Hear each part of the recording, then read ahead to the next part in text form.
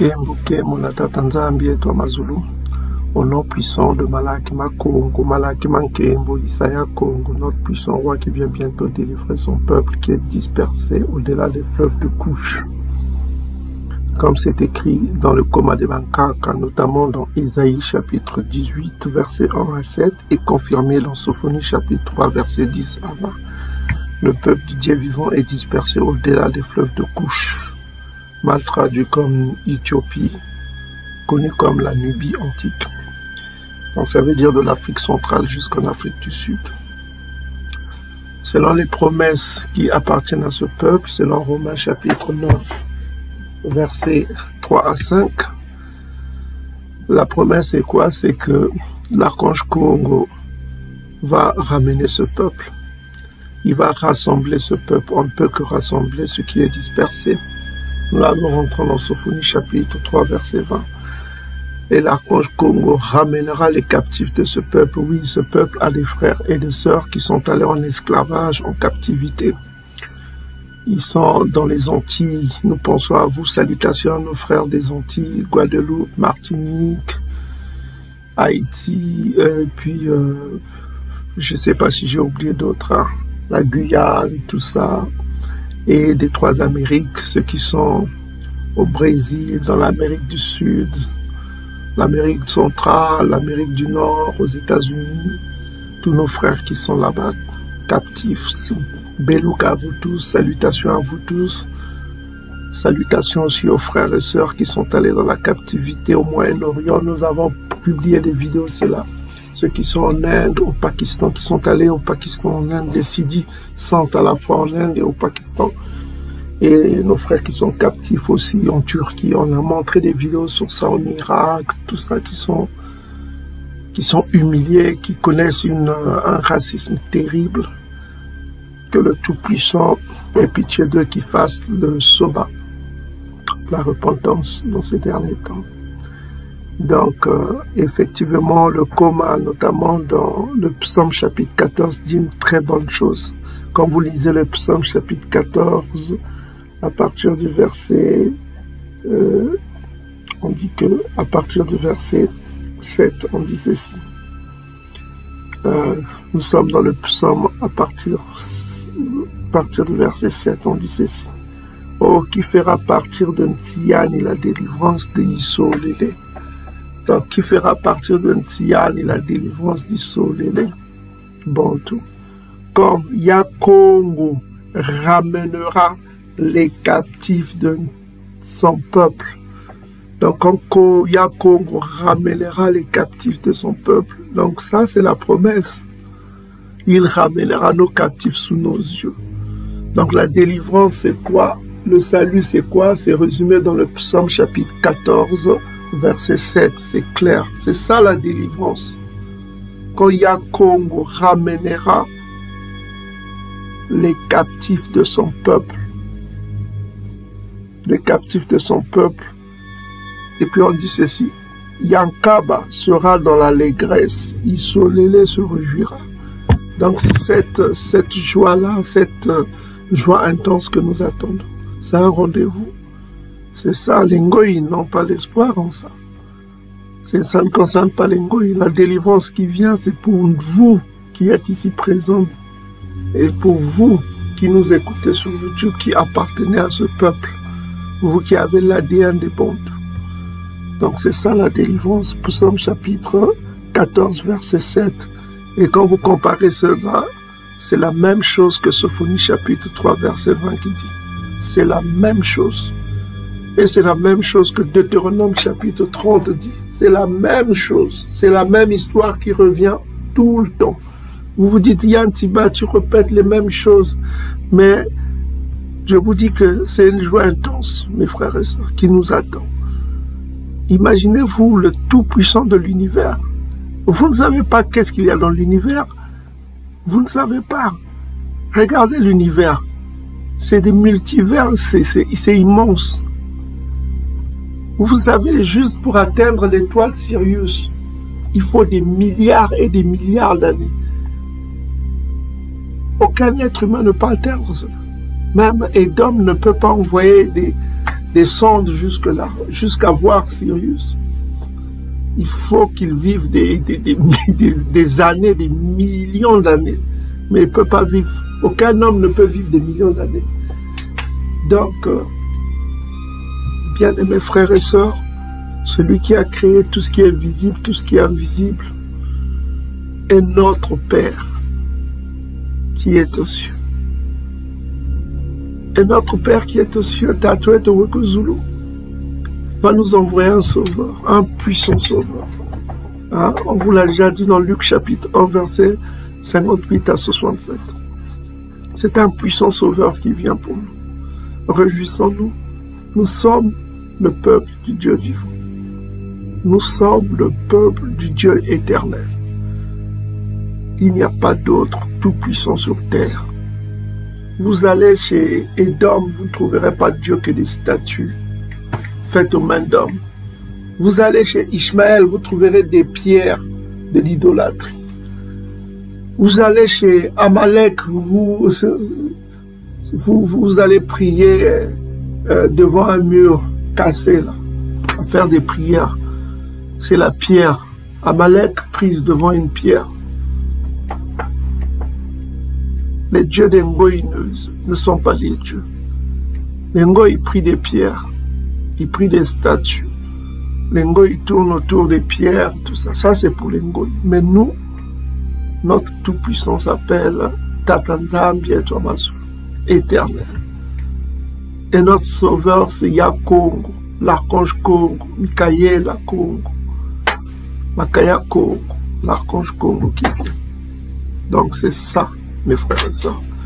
Donc, nous avons le Ngonda qui arrive, la nouvelle lune.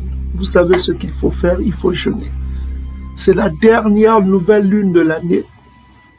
Hein, bien-aimés frères et sœurs. C'est la dernière nouvelle lune de l'année.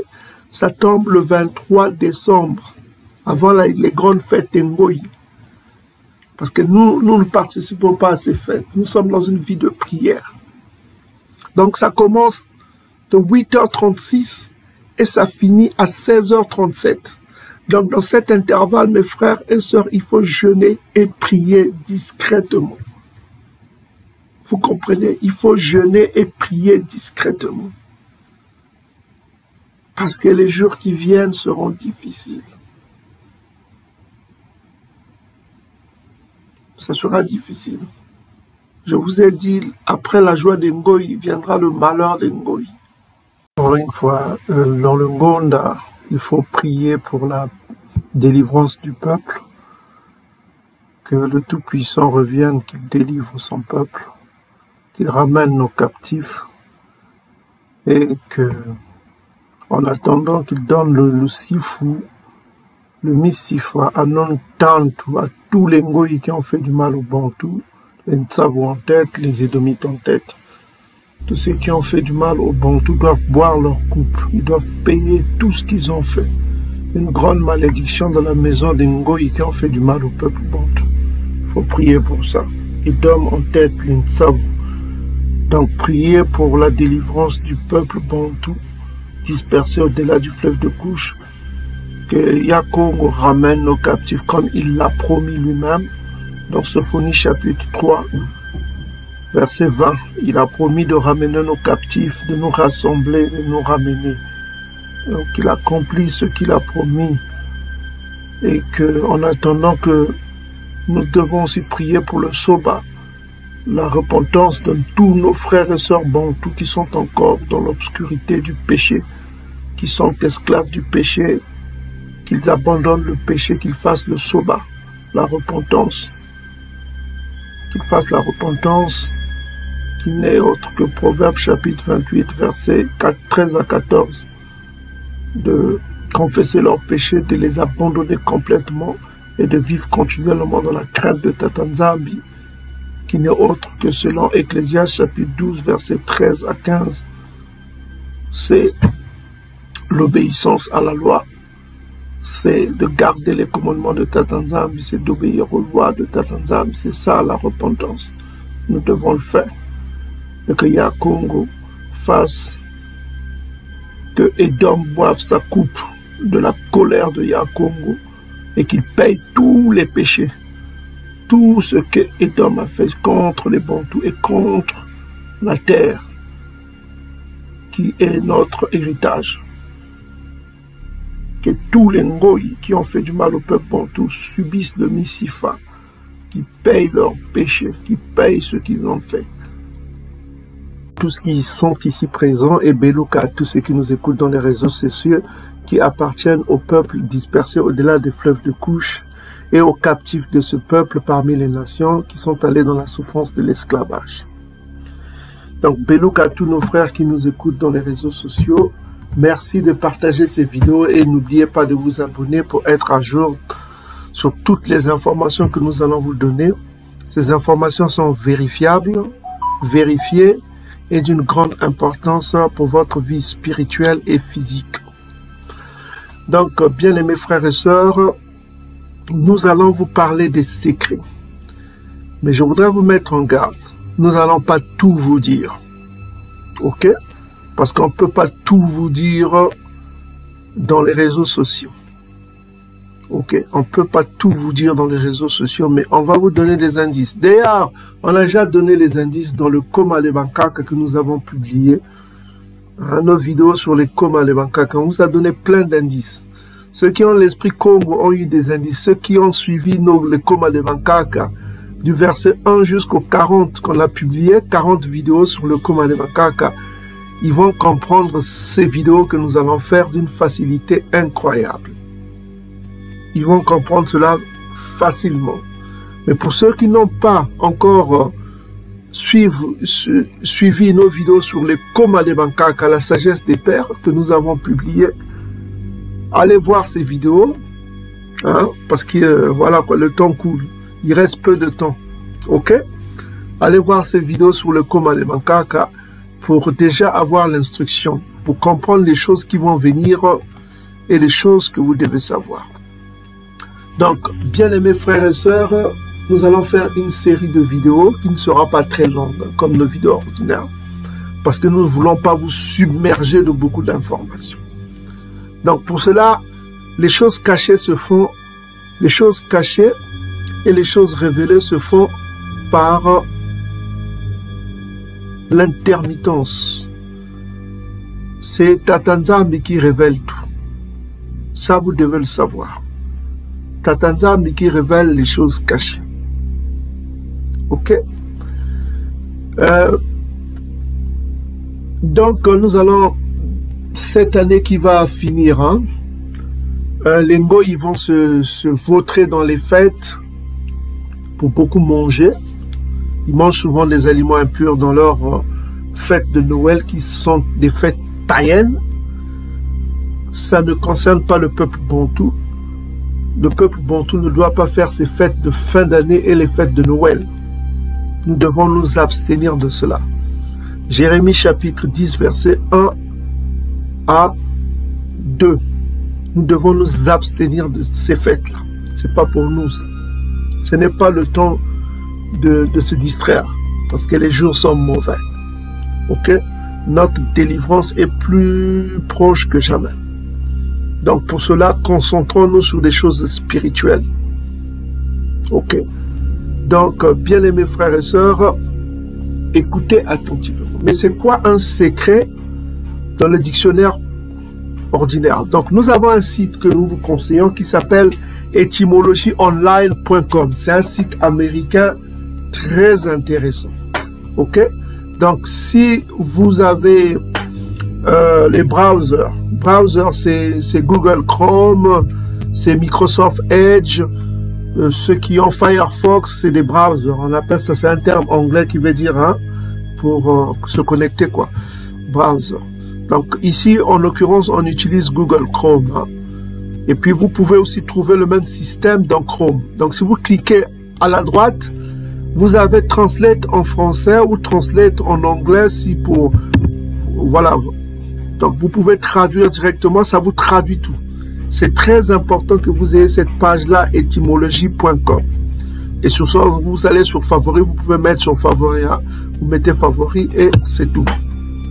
Donc, c'est très important pour connaître l'étymologie des mots, c'est-à-dire la racine des mots. ce que veut dire le mot. En l'occurrence, ici, le mot c'est secret, secret, le secret. Parce qu'ici, c'est plus que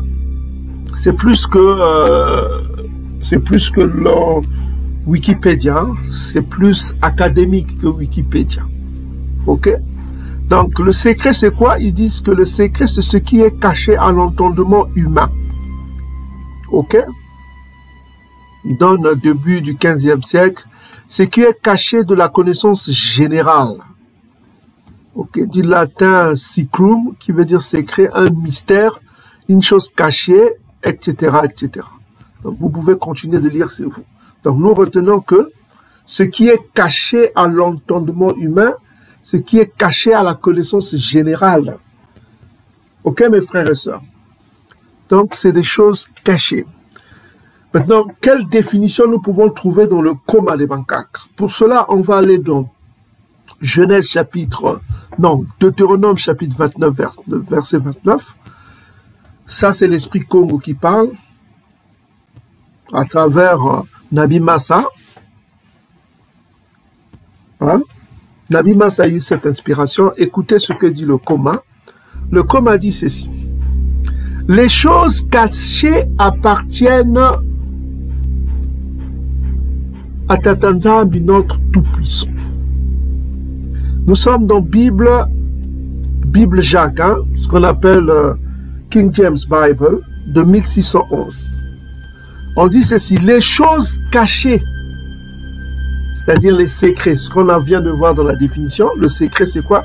C'est des choses cachées, appartiennent à qui? Appartiennent à Tatanzambi, notre Tout-Puissant. Donc les secrets appartiennent à Tatanzambi, notre Tout-Puissant. Mais les choses qui sont révélées nous appartiennent. Le nous là parle du peuple bantou.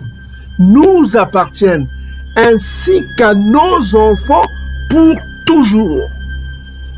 Donc les révélations appartiennent au peuple dispersé au-delà du fleuve de Couche et à leurs captifs qui sont parmi les nations. Ils ont le même ADN. Donc les révélations que vous pouvez avoir sous cette terre ne viendront que du peuple dispersé au-delà des fleuves de Couche. Ceux qui viendront vous dire que oh, je suis prophète, mais qui n'appartient pas au peuple bantou, ces révélations sont fausses. Si vous n'appartenez pas au peuple qui est dispersé au-delà du fleuve de Couche, croyez-moi, vous n'aurez pas de révélation. C'est ce que dit le coma ici. Mais ce n'est pas fini, mes frères et sœurs. Ça appartient aussi aux enfants, donc il y a une transmission spirituelle. On dit ceci, afin que nous fassions toutes les paroles de cette loi. Donc le but des révélations, c'est que nous mettons en pratique la loi. Donc le but des révélations, c'est que nous fassions, nous mettions en pratique la loi.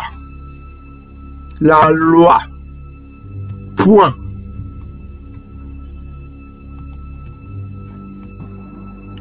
Donc, nous voulons comprendre que le but de la révélation, c'est que nous mettons en pratique la loi. La loi, c'est un code. C'est un code qui nous permet de connaître ce qui est bon et ce qui n'est pas bon pour l'homme. N'est-ce pas, mes frères et sœurs? C'est un code divin qui nous a été donné au peuple bantou pour connaître ce qui est bon et ce qui n'est pas bon pour l'être bantou. Mais il y a une chose. Il y a révélation et révélation. La révélation sur l'action divine, elle est cachée. La révélation, je répète bien, la révélation sur l'action divine, elle est cachée. elle n'est révélée qu'aux prophètes. Le livre de Mosi, Amos chapitre 3 verset 7. On va le lire. Alors, Amos chapitre 3 verset 7, que dit le commun?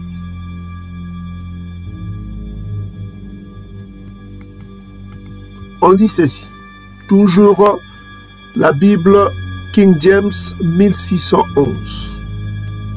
On dit ceci, assurément, Tatanzambi ne fait rien, qu'il ne révèle son secret à ses serviteurs les prophètes.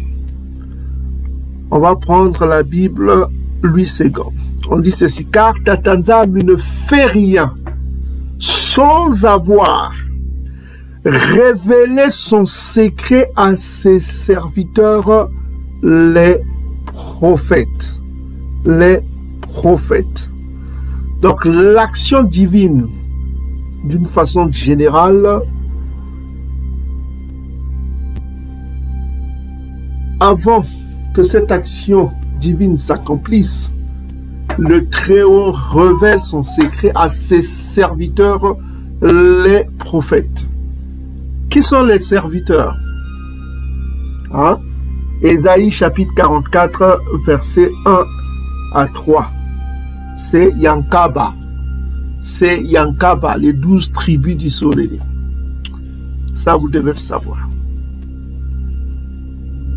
Et un serviteur, ça veut dire quoi dans le synonyme? Ça veut dire adorateur. Adorateur, où sont dispersés les adorateurs? Mes adorateurs sont dispersés, dit le Tout-Puissant, au-delà des fleuves de couches. C'est là où vous trouverez des révélations. N'est-ce pas, mes frères et sœurs?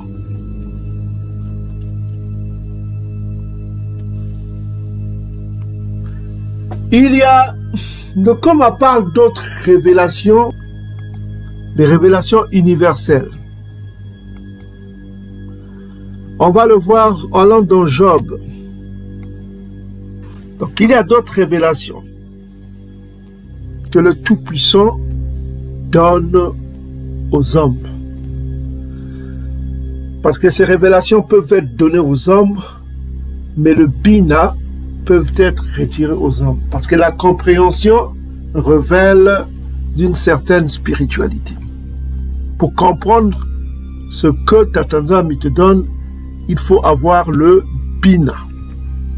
On l'a vu avec Joseph qui a Pharaon, le Kamite, qui a fait un rêve, mais il n'avait pas le bina. Il n'avait pas la compréhension. On l'a vu avec le roi babylonien Nebuchadnezzar, qui a fait un songe, mais il n'avait pas le bina. Dans le cas des Kamites, le pharaon a eu un songe. Donc, on a vu que Nabi Yassa, ou Yossa, c'est le vrai nom de Joseph. Allez voir notre vidéo sur le vrai nom de Joseph. Hein. Nous avons publié cela.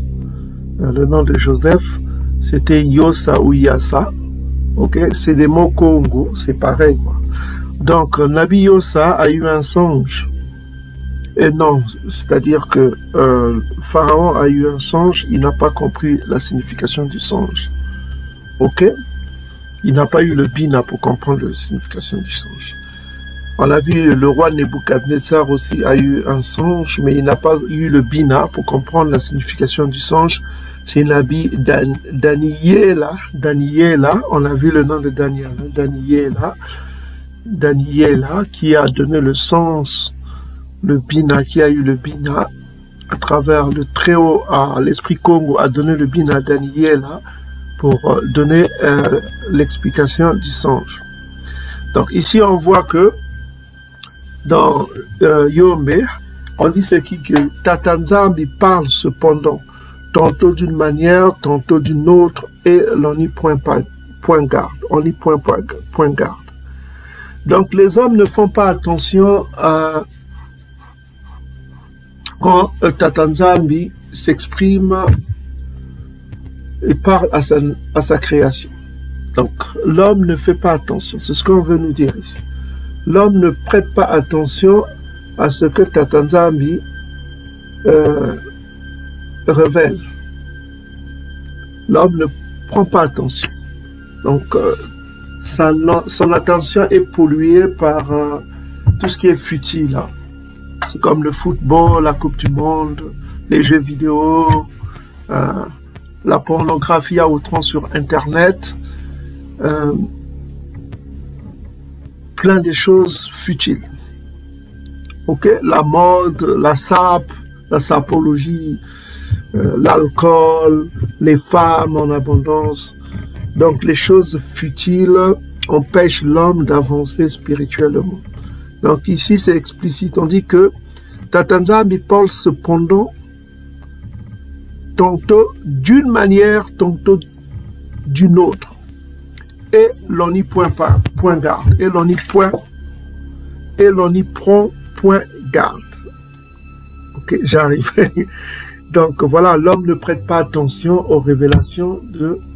Donc c'est pourquoi, comme je vous l'ai dit, on a publié des points secrets, hein, des grands secrets dans le Coma des 24.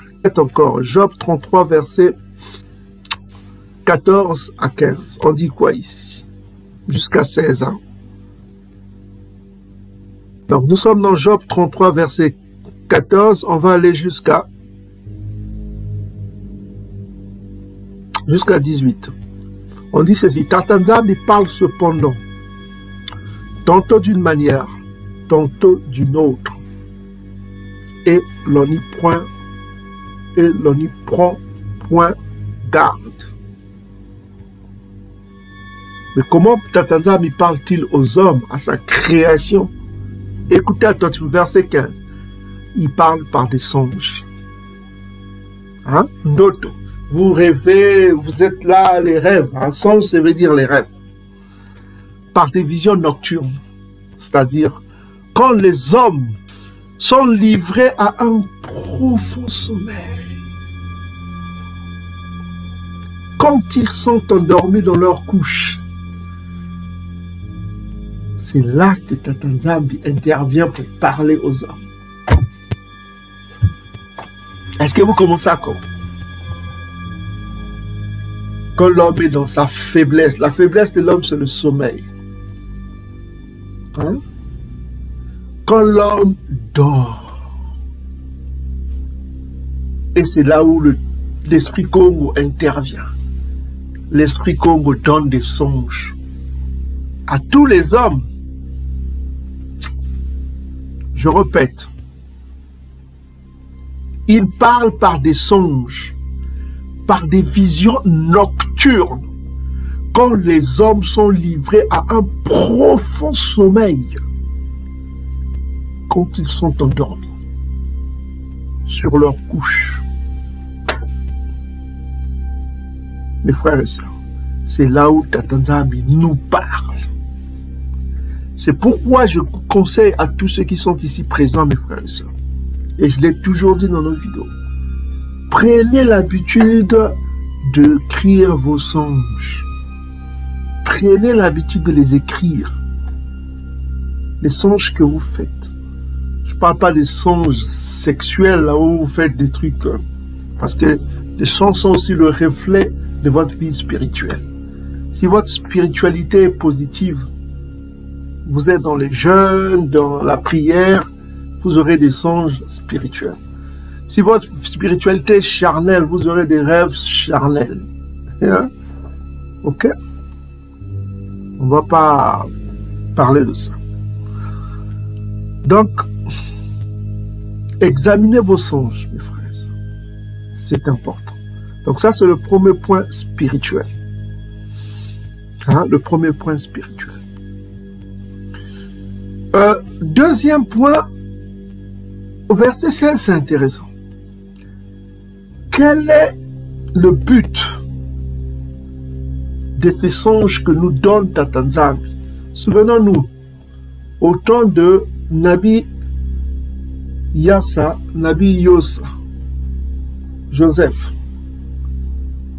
Hein? Pharaon a eu un songe, c'était pour avertir d'une famine.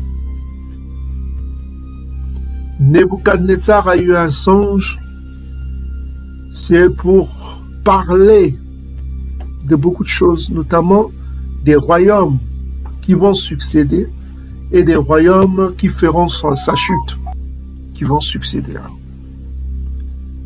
Donc il a parlé de l'avenir, une vision sur l'avenir. Nebuchadnezzar a eu ce songe, mais il n'a pas eu le bin, parce qu'il n'a pas compris. Il fallait que la révélation vienne d'un bon temps. Donc, bien-aimés frères et sœurs, là, nous avons, c'est quoi le songe? C'est pour leur donner des avertissements. Le but des songes, c'est quoi? C'est de donner des avertissements.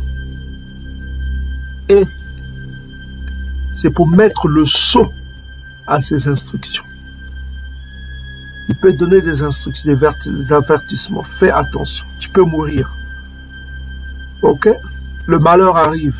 Fais attention. Évite cela. Parce que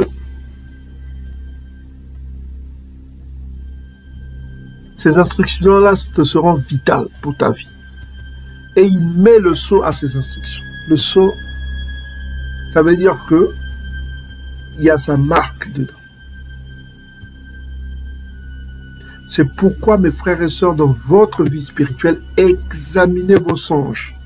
Si possible, écrivez-les et mettez la date.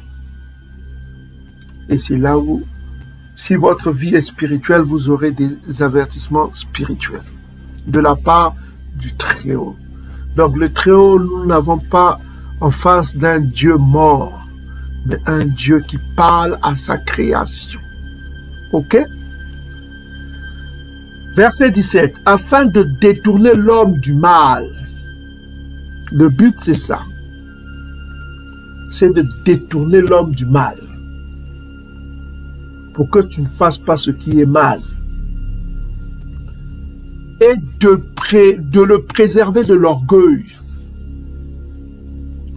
Le but, c'est ça aussi, de préserver l'homme de l'orgueil. On va prendre King James Online. Vous avez King James Online. Toujours est-il, vous cliquez à droite pour traduire en français. Donc, vous aurez la traduction automatique en français et vous avez la liste ici pour chercher King James, les versets que vous voulez, 2 Esdras. C'est là où il y a le nom de Nzambia, de 1611. Donc, vous allez dans 2 Esdras, Benantila, Siracide chapitre 10, ici c'est écrit ecclésiastique, c'est Siracide chapitre 10, ecclésiastique ou Siracide Benantila, chapitre 10, verset 12. On va vous définir c'est quoi l'orgueil dans le coma. Donc nous sommes dans Siracide chapitre 10, verset 12. Ok? King James 1611. On dit quoi? Le commencement de l'orgueil, c'est quand on s'éloigne de Tata Nzambi. Ok? Le commencement de l'orgueil, c'est quand on s'éloigne de Tata Nzambi et que son cœur se détourne de son Créateur. Car l'orgueil est le commencement du péché. C'est lui qui la reprendra. C'est lui qui la reprendra l'abomination. C'est pourquoi Tata Nzambi fait venir sur eux d'étranges calamités et le renversera complètement. Donc le commencement, l'orgueil est le commencement, le commencement de l'orgueil, c'est quand on s'éloigne de Tata Nzambi. Quand on s'éloigne de Tata Nzambi et que son cœur se détourne de son Créateur. Donc l'orgueil, c'est quoi? C'est, en un mot, l'orgueil, c'est quoi? C'est l'incrédulité. Donc là, nous sommes dans le psaume chapitre 14, verset 1 à 2. C'est l'incrédulité. Ok? Parce que le fou dit qu'il n'y a pas de Dieu. L'incrédulité, c'est l'orgueil. Donc si vous allez dans le psaume chapitre 14, verset 1 à 2, on vous parle de l'incrédulité qui n'est autre que l'orgueil. Là, vous avez compris, mes bien-aimés frères et sœurs. Psaume chapitre 14, verset 1 à 2. Donc voilà, l'incrédulité, psaume chapitre 14, verset 1 à 2.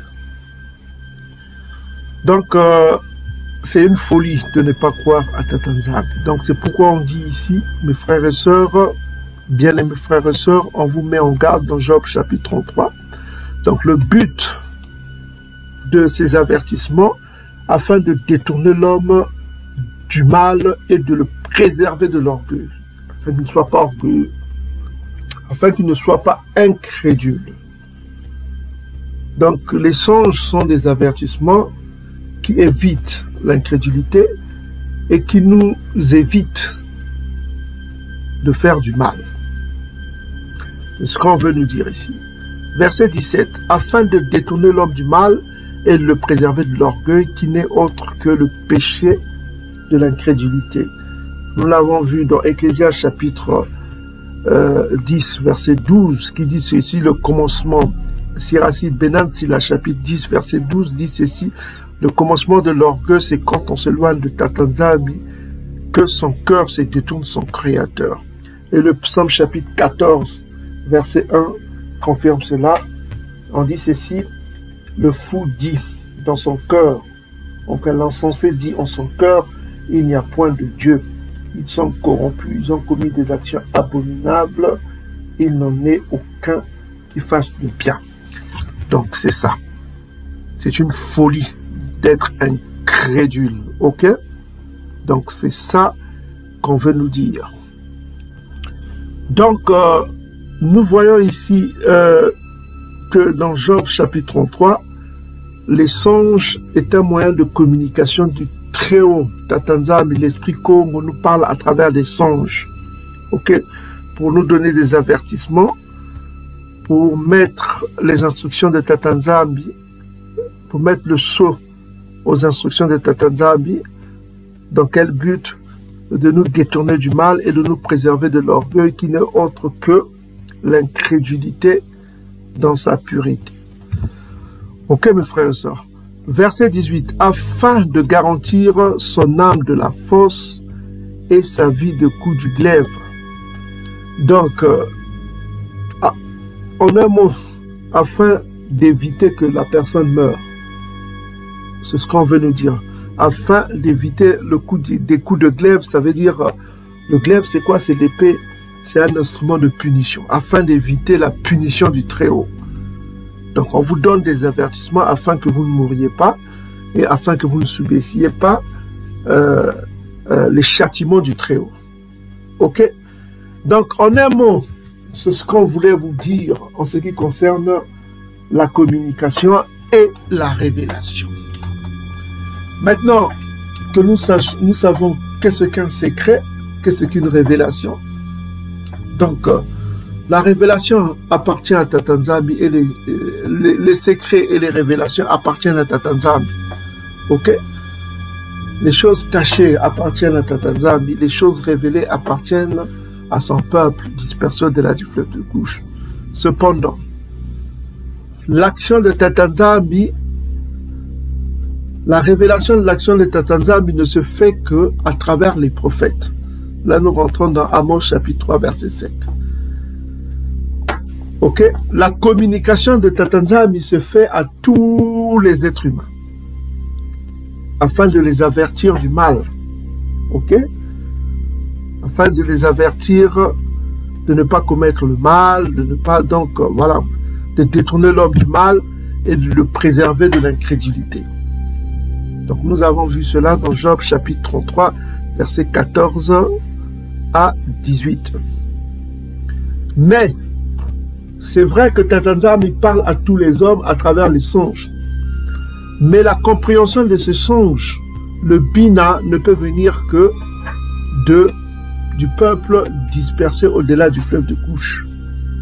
Donc ce peuple, parmi ce peuple, il y a des élus qui ont la capacité spirituelle de donner des révélations aux hommes. C'est ça le pouvoir que n'a pas les autres êtres humains sur cette terre. Les autres êtres humains sur cette terre n'ont pas ce que le peuple bantou, les élus bantou ont. Ok?